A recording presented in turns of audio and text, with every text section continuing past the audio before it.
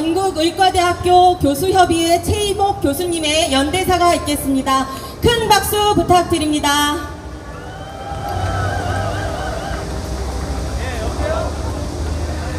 네, 안녕하십니까. 저는 충북대학교 의과대학 최이복이라고 합니다.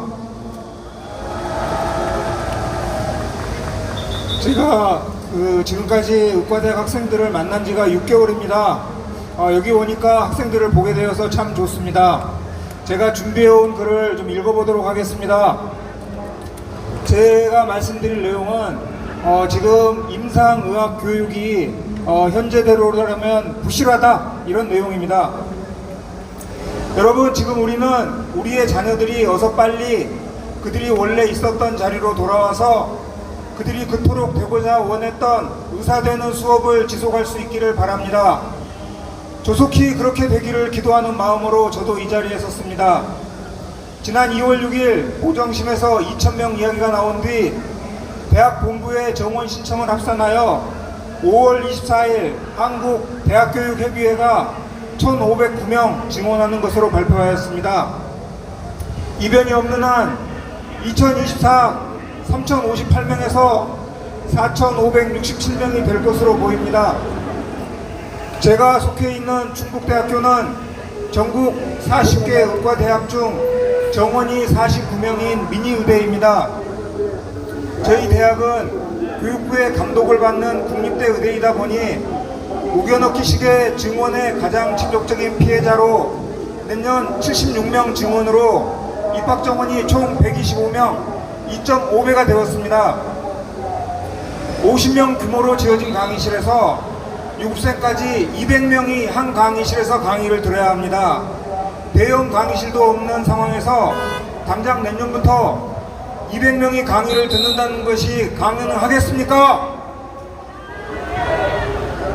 실습 교육의 상황은 더욱 심각합니다. 더욱이 의과대학은 기초의학 실습, 임상의학 실습, 실습 교육이 중요합니다.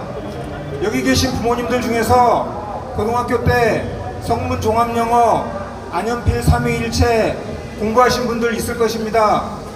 그렇게 열심히 공부하신 문법, 독해가 실전에서 힘을 발휘합니까? 영미권 원어민 앞에서 말 한마디 못하는 것은 이론으로 문법, 독해만 공부했기 때문에 말을 못하는 것입니다. 이론 공부로 실습을 대체할 수 있는 것이 아니라 어느 한쪽이라도 부족하면 절름발이 의사가 되게 됩니다. 기초의학 실습에 대해서는 손현중 교수님께서 말씀해 주실 것입니다. 저는 임상 실습을 말씀드리겠습니다. 한 학년 50명, 본과 3, 4학년 100명이 저희 병원 800병상 규모의 병원에서 실습을 돌고 있습니다. 대학병원에서 접하는 환자의 중증도는 다양합니다. 응급실이나 중환자실에서 만나는 중증질환, 희귀질환 환자들이 있습니다. 실습 학생들은 자신들이 강의실에서 이론으로 익혔던 질환들을 실습을 통해서 직접 교수 전공의 진단과정, 치료과정을 옆에서 지켜보아야 이해가 되고 실제 의술을 배울 수 있기 때문입니다. 의학은 과학이기 때문에 이론교육이 아닌 실제 환자를 눈으로 보고 치료 경험을 공유하는 것이 중요합니다. 제대로 된 임상 실습 교육도 못 받고 면허를 받으면 이제 해도도 없이 망망대해를 떠가는 돛담배와 같습니다. 언제 침몰할지 모르는 매우 위태로운 의사가 됩니다. 교수 전공의 학생이 함께 회진 및 베드사이드에서 교육을 하는 것은 교수 전공의로부터 의학 지식이 전수되는 통로입니다. 임상 실습은 보통 10명이 한조가 되어 실습을 돌게 되는데 이제 병원 3, 4학년 200명씩 400명이 800베드 병원에서 함께 실습을 돌아야 됩니다. 제대로 된 실습을 할 수 있겠습니까? 병원을 새로 증축하는 것도 문제가 있습니다. 저희 병원 의사직 200명, 전공의 인턴 150명, 전 직원 2,500명입니다. 이런 병원을 2배로 짓는다고 하더라도 저희 충북에 환자가 없어서 병원을 2배로 증축한 병원은 운영이 안 됩니다. 지금처럼 의사가 나오면 과연 잉여로 나온 의사들이 정부가 원하는 대로 필수 의료, 지방 의료로 흘러 들어갈까요? 저는 아니라고 봅니다. 저희 대학 입학생의 60%가 서울 경기권 고등학교 졸업생들입니다.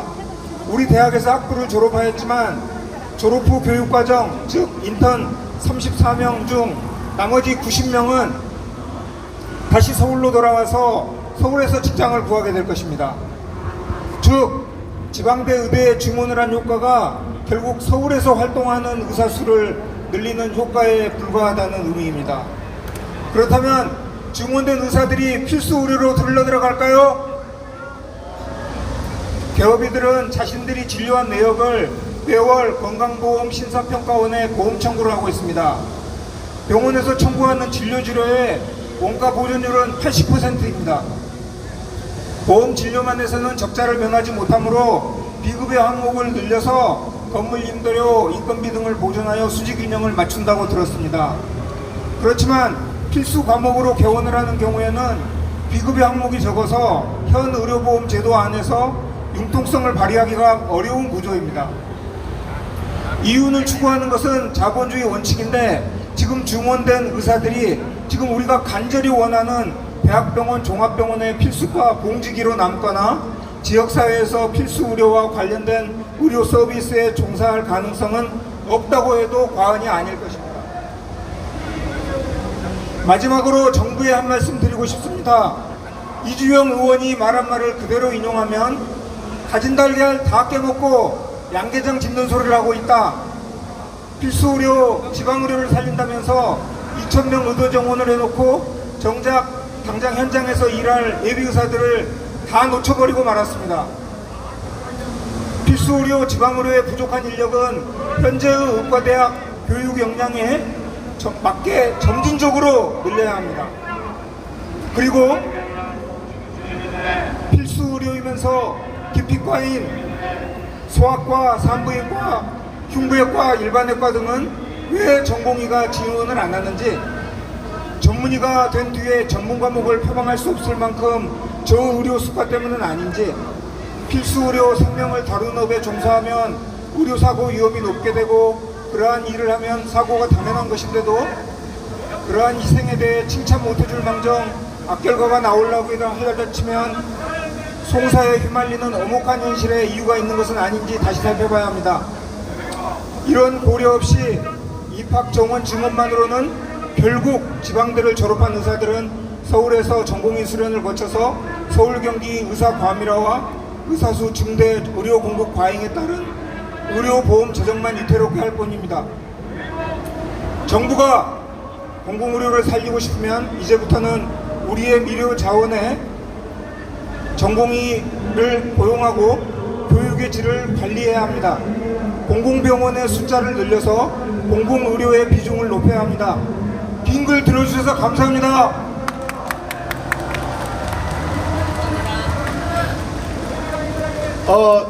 경찰분들께 요청드립니다. 지금 한 차선을 하나 더 주시던가 뒤쪽으로 자리를 좀 만들어 주시기 바랍니다. 우리 참가자들이 계속 오시는데